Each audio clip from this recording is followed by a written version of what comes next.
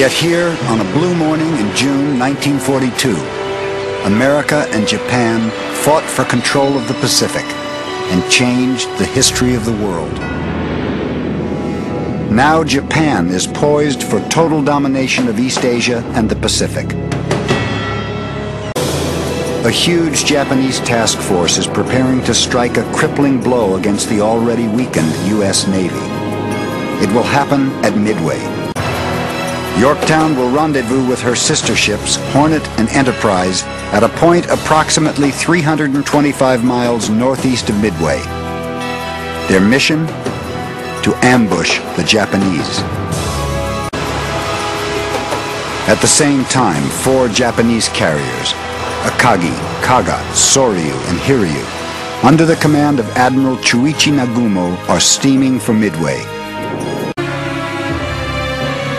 One after another, the young torpedo bomber crews attack just as they have been taught. Steady on, low, straight at the target. Directly into murderous enemy fire. And one after another, they are blown out of the sky.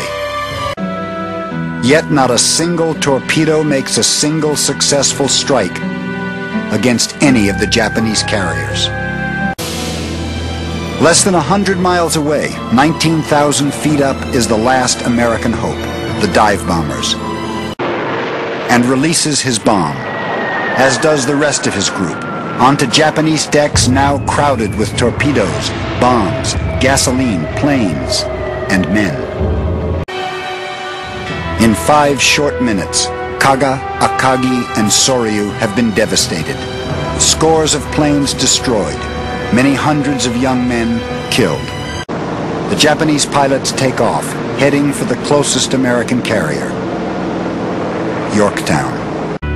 1 American carrier is down. The Japanese carrier Hiryu must be stopped, fast.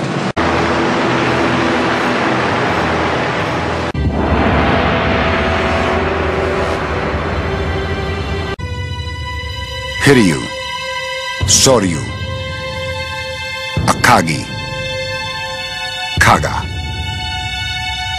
By the end of the day, all 4 Japanese carriers have been destroyed. The injured Yorktown is still afloat and headed home, escorted by the destroyer Hamon. Japanese torpedoes split the Hamon in 2, taking 81 men to the bottom, and mortally wound Yorktown.